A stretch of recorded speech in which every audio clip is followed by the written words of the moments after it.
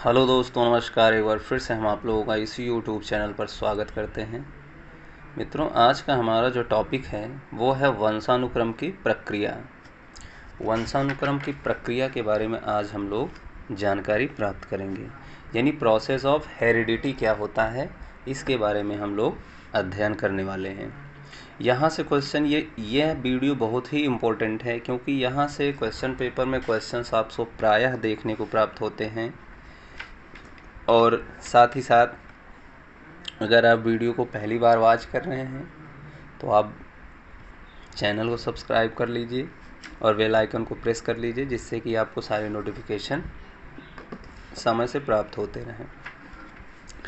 तो आइए स्टार्ट करते हैं। वंशानुक्रम की प्रक्रिया क्या होती है, कैसे समझ सकते हैं कि आप प्रक्रिया को, आइए हम वन बाय वन कवर करते हैं।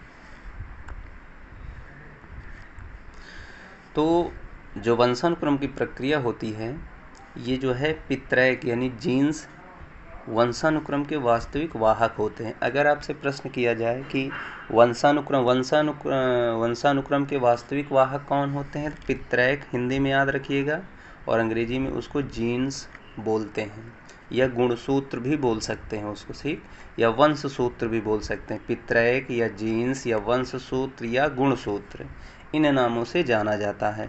तो ये वास्तविक वाहक होते हैं, यानी एक पीढ़ी से दूसरे पीढ़ी में वंशानुक्रम की गुण को लेके जाते हैं, ठीक है। और आगे बात करें इसमें, तो पितरैक धागे के समान अत्यंत महीन कण होते हैं। जो पितरैक होते हैं वो धागे के समान अत्यंत महीन कण टाइप के होते हैं। जो मानवीय उत्पादक कोशों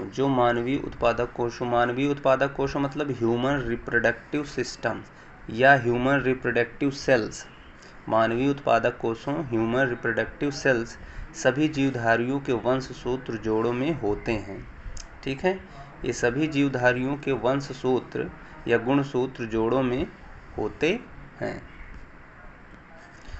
वंशसूत्रों की जोड़ी के दो समरूपी वंशसूत्रों को समजात वंशसूत्र कहते हैं। यानी वंशसूत्रों यानी गुणसूत्रों, वंशसूत्र को जो है गुणसूत्र भी बोलते हैं या क्रोमोसोम भी बोलते हैं, ठीक है।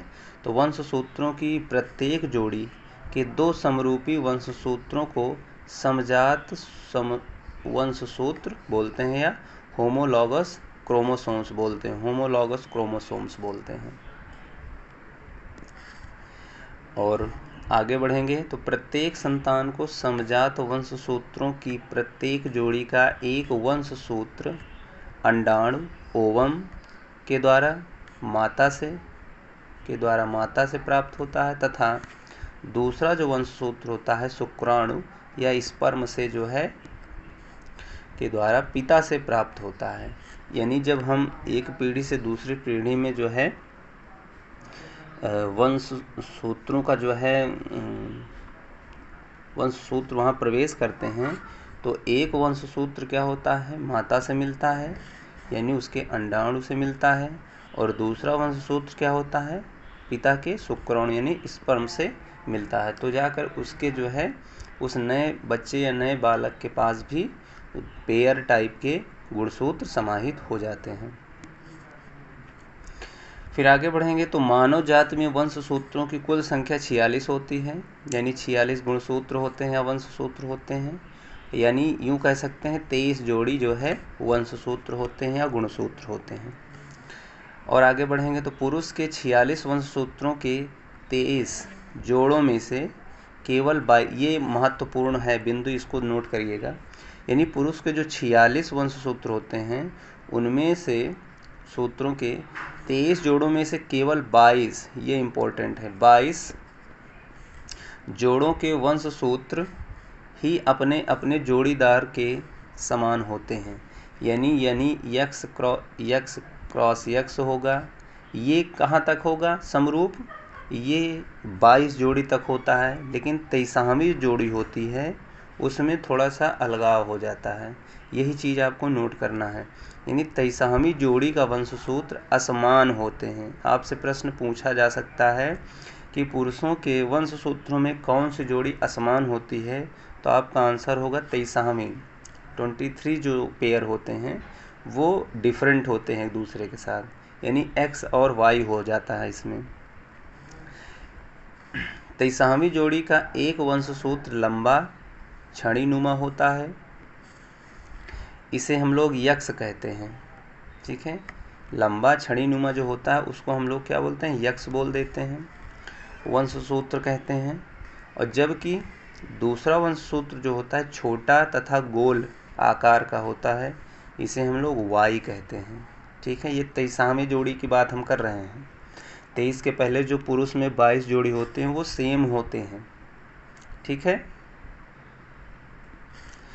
और यहीं पे अगर हम नारी में बात करें या स्त्रियों में बात करें तो 23वीं जोड़ी वंशसूत्र की वो भी समजात होती है, यानी यक्ष क्रॉस यक्ष ही होता है, यानी यक्ष यक्ष ही होता है, यानी यक्ष ही होता है।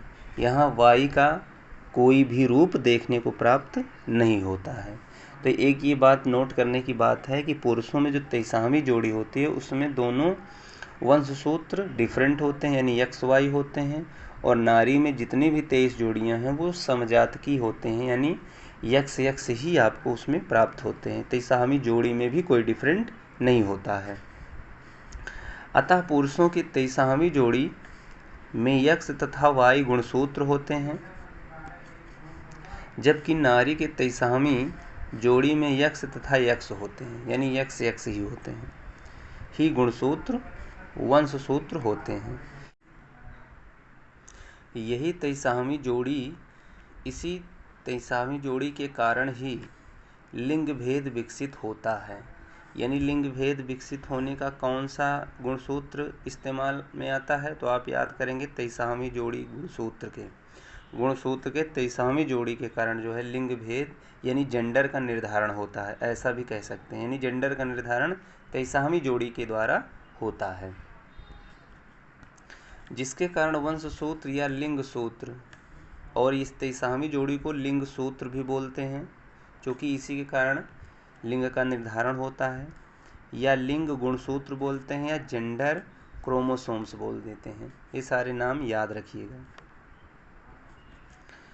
अब अगर हम यहाँ बात करें कि किस तरीके से इसका प्रोसेस होता है, प्रोसीजर होता है, तो इस बात को आइए देखते हैं यहाँ पे किस प्रकार से हम जो है इसका विभाजन कर सकते हैं। यानी हम किसी एक नवजात शिशु या भ्रूण में किस तरीके से कन्वर्ट किया जाता है वह प्रोसेस हम लोग यहाँ पे सीख लेते हैं या जानकारी ले लेते हैं।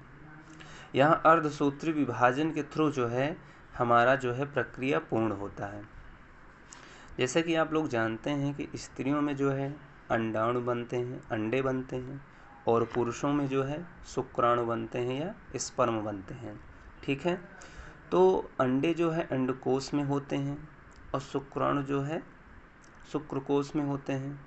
तो अंडकोश के विभाजन की जो प्रक्रिया को अंडजनन कहते हैं, अंडकोश के विभाजन की प्रक्रिया को अंडजनन कहते हैं, जबकि शुक्राणु के विभाजन की प्रक्रिया को शुक्रजनन कहते हैं।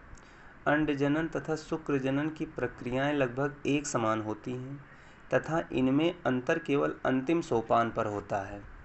शुक्राणु के विभाजन प्रक्रिया से प्राप्त चारों विभक्त शुक्रकोश अंडकोश से संयुक्त होने के लिए तैयार होते हैं। जैसा कि यहाँ पे आप देख पा रहे हैं कि ये आपके पास स्पर्म है, ये आपके पास अंडे हैं, एक अंडा है। ठीक, तो स्पर्म से एक स्पर्म का जो है अर्धसूत्री विभाजन होता है, वो दो भागों में विभाजित हो जाता है, वो दो भागों में विभाजित हो जाता है, या एक्स या वाई। ठीक है,